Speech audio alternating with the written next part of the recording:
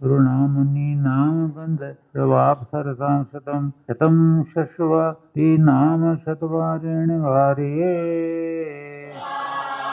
ओम इदं वर्चो अग्निना दत्तं मागन भर्गो यशाः स ओजो वयो बलम् त्रयस्त्रिंशद्दयानि च वीर्याणि तानि अग्निः प्रददातु मे।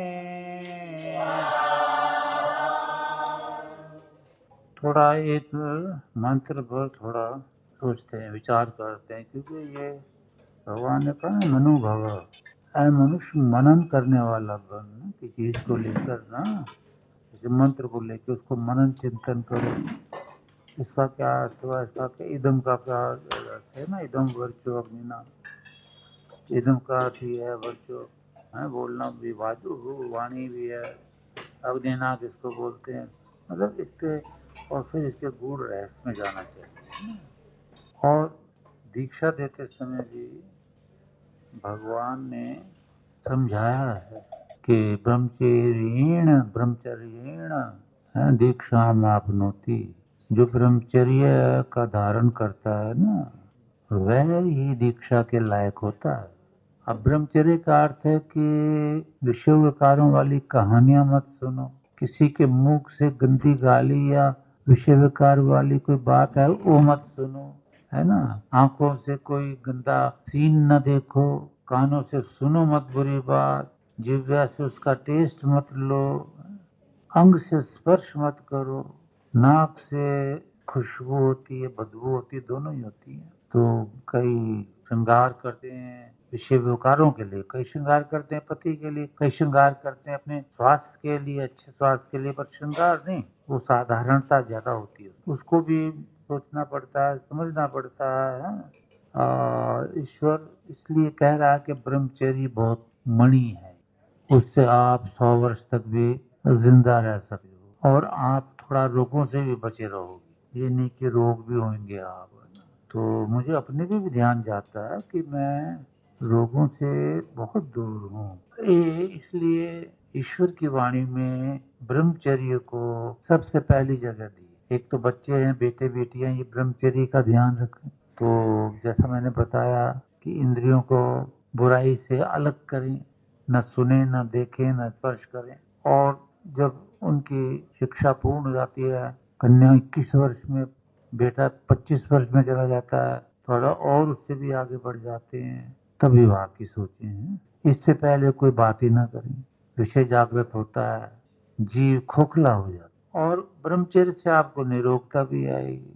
तो इसलिए ईश्वर ने इन मंत्रों में बहुत कुछ ज्ञान दिया है। एक मंत्र में मैं देखता हूँ कि भाई अग्नि ना, परमेश्वर ने अग्नि दी है, और अग्नि का अर्थ परमेश्वर भी है, तो अग धातु से अग्रणी जो है सबसे पहले। तो आप विचार कर लिया करो, जो बहुत ही ज्यादा विद्वान बनने की इच्छा करते हैं तो वो लिख लिया करें थोड़ा हिंट, और उसको लिख के छोड़े ना, फेंके ना, बार बार उसको रिपीट भी करते रहो, ताकि दिमाग में रहे और आप विद्वान विदुषी बन जाए, दुनिया आपकी तारीफ करे। कई कहते कि ऐसी इच्छा नहीं है, ये इच्छा कुछ नहीं होती है। जब फूल खिलता है तो उसमें से अपने आप खुशबू आती है, गुलाब के फूल से या और भी जो खुशबू वाले फूल हैं। इतर की खुशबू को ये नहीं कहना है कि भाई हमें नहीं चाहिए, जब उधर से निकलोगे ना जहाँ इतर बिकता है, खुशबू अपने आप आपकी नाक में आएगी। तो जब ब्रह्मचर्य आदि की शिक्षा पूर्ण हो जाती है और उसके जीव वो करते हैं मतलब आचरण, तो आप में से अपने आप खुशबू आएगी अपने आप। मैं देख लो, इतनी कोशिश करी मैंने जीवन में कि मैं गुप्त रहूं, नहीं रह सका। आप लोगों को कहता ही रहता हूँ कि मुझे प्रसिद्धि नहीं चाहिए, सिर्फ विद्या फैल जाए, सिर्फ विद्या फैल जाए, हमें ये चाहिए, हमें जनता का कल्याण चाहिए। इसलिए मैं ये समझा रहा हूँ कि उस परमेश्वर से दत्तम दिया हुआ है ना, परमेश्वर ने एक दान दिया हमें, चारों विद्या, ये जो इदम वर्चस्व, ये तेज, ये जो ब्रह्मचर्य का तेज है ईश्वर ने हमें दिया है।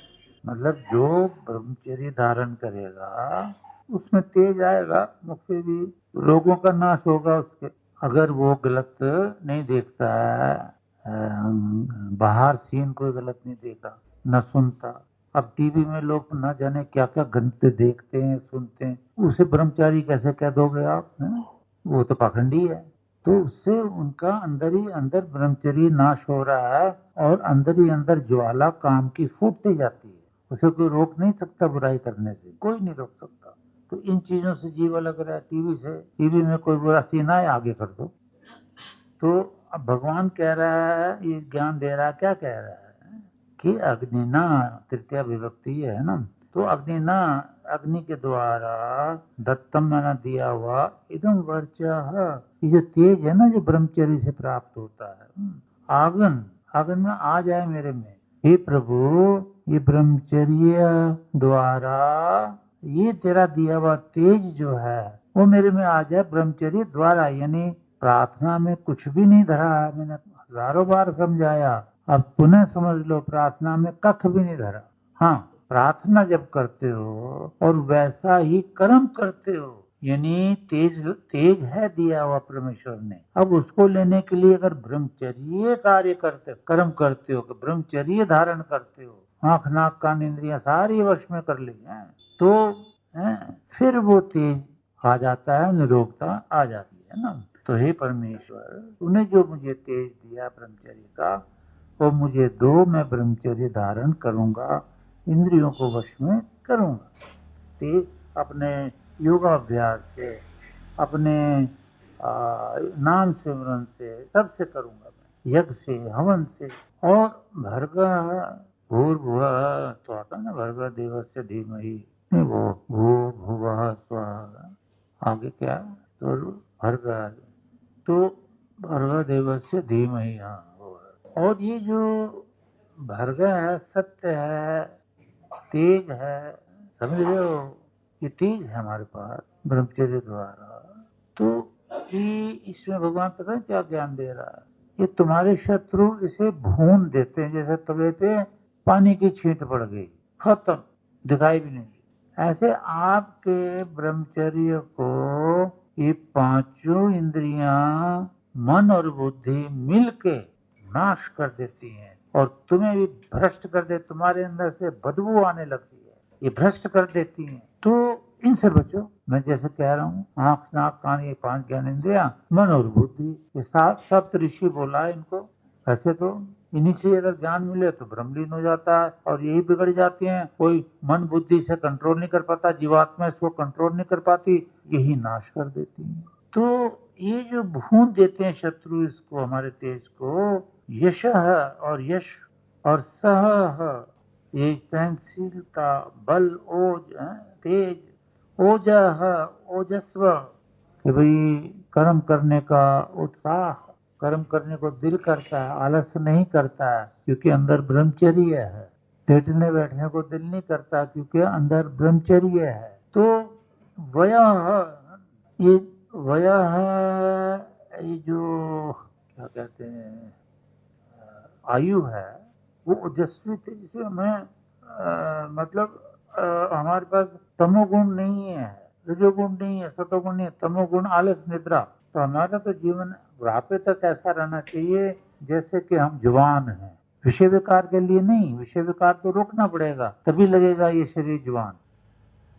तो हम जवान हैं और कोई रोग नहीं, यश कीर्ति चाहिए, और आगे बढ़कर कर्म करना, चाहे बुढ़े हो जाएं, बुढ़ापा आता ही नहीं है बाबा, महसूस नहीं होता। ओजस्वी तेजस्वी हो हम, और बलम, बल इतना हो मेरे में कि दूसरा कोई मुझ पे हावी ना हो जाए, मेरे में इतना बल दे प्रभु ब्रह्मचर्य के द्वारा। तो और यानी त्रयंशतम, और जो शरीर में 33 देवता है ना, वो आपको दिखाए हुए 8 वसु वगैरह है ना, तो उस देवताओं में हम स्थित हो, हम उन देवताओं को जाने, जड़ है वो, पूजनीय नहीं है। तो वीर्यम मणि, बल है, बल तानी उनको है, बल है मेरे में, 33 बल हैं, 33 देवता हैं जड़, तो 33 बल है। हाँ, वो मेरे अंदर है। तानी उनको मैं अग्नि प्रददातु, ये प्रभु मुझे देते वो बल है। तो प्रभु उनको ही देगा जो ब्रह्मचर्य, ये कमाल का है ब्रह्मचर्य। ये आयु को बढ़ाता ही चला जाता है, आगे आगे सरकाता जाता है। इससे वर्चस्वी बने हम, शुद्ध बने हम, सहनशील बने हम, ओजस्वी हम, हमारी आयु ऐसी हो, मतलब जैसे हम 24 घंटे चाहे 90 साल के हो जाए कि जवान हैं, हमें काम करने की, काम का मतलब ये घरेलू काम, योगाभ्यास आदि काम, ये करने की शक्ति है। और ये बल हमें जब हम ब्रह्मचर्य धारण करते हैं तो परमेश्वर देता है। ब्रह्मचर्य बिना, और गृहस्थ में भी ब्रह्मचर्य धारण किया जाता है। वास्तविक गृहस्थी ब्रह्मचारी तो वो होता है जो संतान प्राप्त करने के पश्चात पति पत्नी त्याग देते हैं विषय विकार को। आज के युग में ये बहुत कठिन लग रहा। तो फिर मैंने ब्रह्मचर्य की पुस्तक ईश्वर कृपा से लिखी है, गुरु कृपा से। उसमें दिन है कुछ, उन दिनों में अगर हम मिलते मिलाते हैं तो भी हमारे को भगवान ब्रह्मचर्य ही कहता है। ब्रह्मचारी है भैया, ये ब्रह्मचारिणी है। तो वो किताब का भी अध्ययन करना चाहिए। अभी दोबारा छपी है, दोबारा छप रही है, ये 2 बार छप चुकी है, क्योंकि इसकी डिमांड बड़ी आई है पूरे इंडिया से, इधर से उधर से, न जाने कितने, 2-2 हजार, तो 4,000 तो छप चुकी हैं, अब फिर छपेगी। बोलो सच्चिदानंद घन भगवान की।